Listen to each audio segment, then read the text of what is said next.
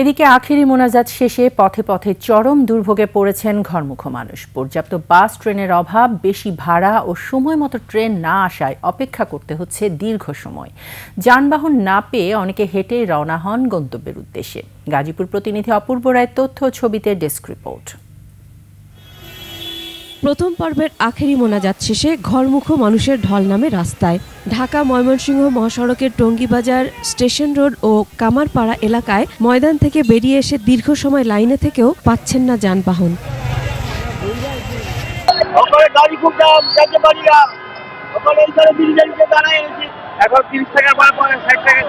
অনেক ভিড় হয়েছে, গাড়ি পাচ্ছি না, অনেক রাস্তা আছি, অনেক স্টেশন আইতাছি। এখন আমরা ফুটাতালয়ে অনেক দেরি করতেছি, কিন্তু গাড়ি মিলতেছে না। তো অনেক যায়, আমরা ট্রেনে যেতে পারি 35 টাকা দিয়া, আর আমরা জানা লাগতেছে 250 টাকা প্রতি টিকিট। 150 টাকা গাড়ি ভাড়া, অন্য 300 টাকা গাড়ি ভাড়া হচ্ছে না, গাড়ি ভাড়া অনেক বেশি ডাবল। অ্যান্টিঅক্সিডেন্ট ও ফ্লেভোনয়েড সমৃদ্ধ ফ্রেশ প্রিমিয়াম টি এক কাপে কাঁপিয়ে দিন। আবার যানবাহন পেলেও ভাড়া নেওয়া হচ্ছে কয়েক গুণ বেশি।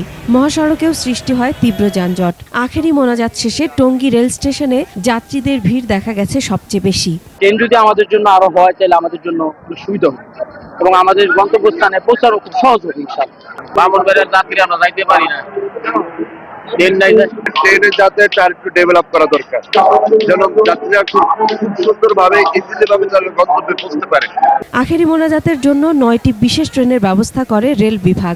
বনলতা, কক্সবাজার এক্সপ্রেস, সুবর্ণ এক্সপ্রেস, পর্যটন এক্সপ্রেস ও সোনার বাংলা, এই 5টি ট্রেন ছাড়া টঙ্গী স্টেশনে যাত্রা বিরতি করছে সব ট্রেন।